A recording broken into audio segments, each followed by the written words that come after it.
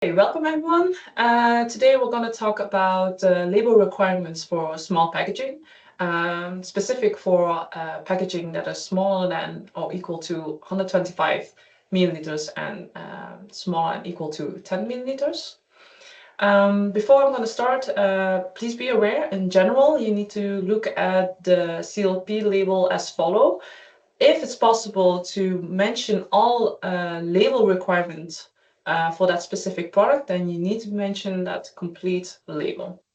However, there are some exemptions that we're going to discuss now in the webinar, and those exemptions can only be used under certain circumstances.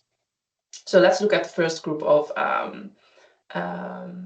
packages where an exemption can apply. So the first one is the group of products where the packaging is in such shape or form and is too small that it is actually impossible to meet the label requirements. And just to recall, what are these label requirements?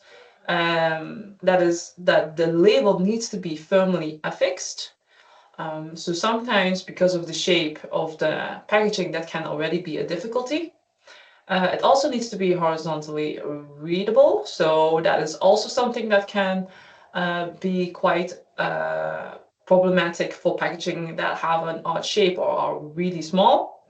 And also, you need to look at the requirement where you need to provide all label elements in the official languages of the country where the product is placed on the market. So, for example, Belgium is one of the countries where there's quite some languages that is needs to be mentioned on the label. So that can already be difficult for package sizes that are maybe not even that small. Then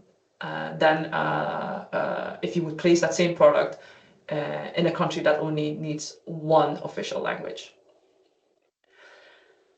Also, we need to look at the label requirements that is now mentioned in the new CLP revision, which is the new label format.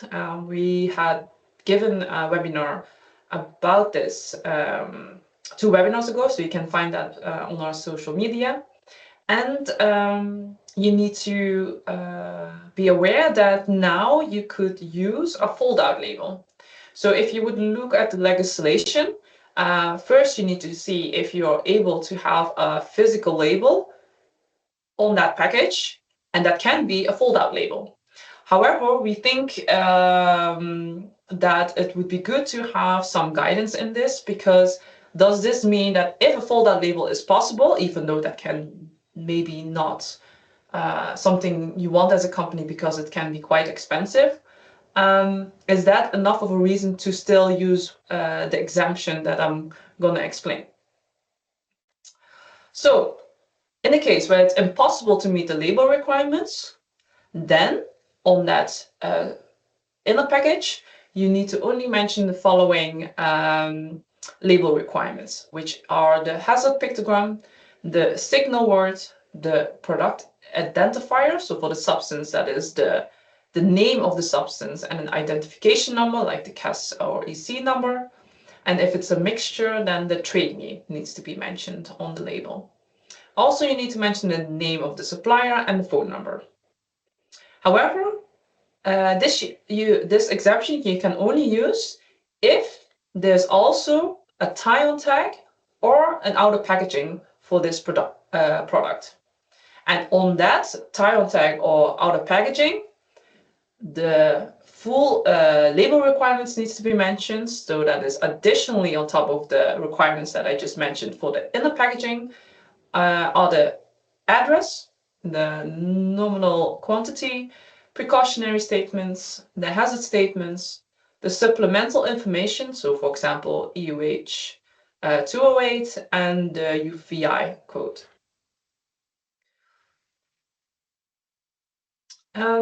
Another exemption that can be used are the exemptions for labeling of packaging smaller or equal to 125 milliliters.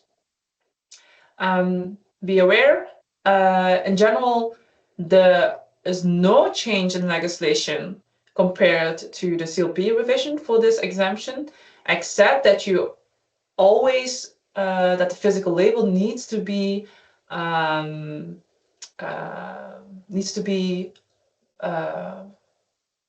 following the new format requirements. So the white background with the black letters is still applicable here, and that is new from the CLP revision.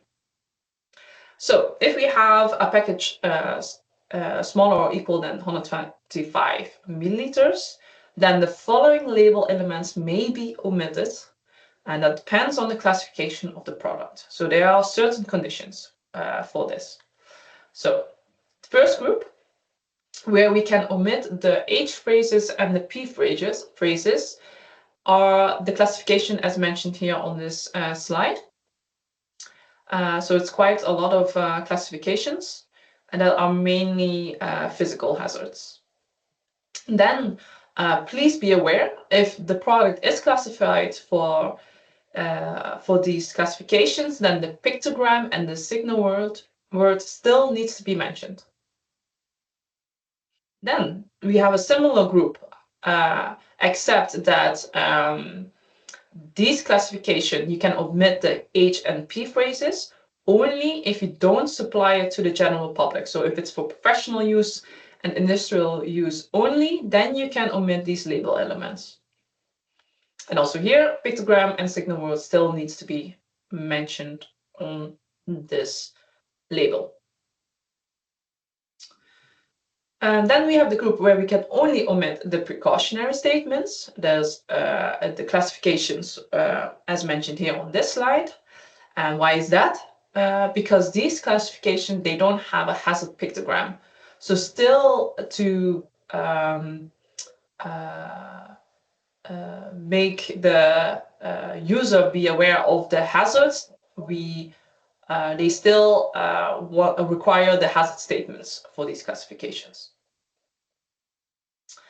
And lastly, we have one classification that is corrosive to metals, where you can remove the pictogram, the signal word, and the hazard and the precautionary statements. Then we have the last group, that is the label of a package that is smaller or equal to 10 milliliters. And here you need to be aware that if you want to use this exemption, then the full label elements needs to be provided on the outer packaging. If you want to use this exemption, and that means that no label is actually required for the inner packaging, then you need to look what the conditions are, and that is the following: that the product is only provided for research and development, and there's no other conditions than that it needs an outer packaging. However, with the new CLP revision, it can also be used for products for professional, industrial, and consumer use, only if the product is not classified for the following hazards as stated here on this slide.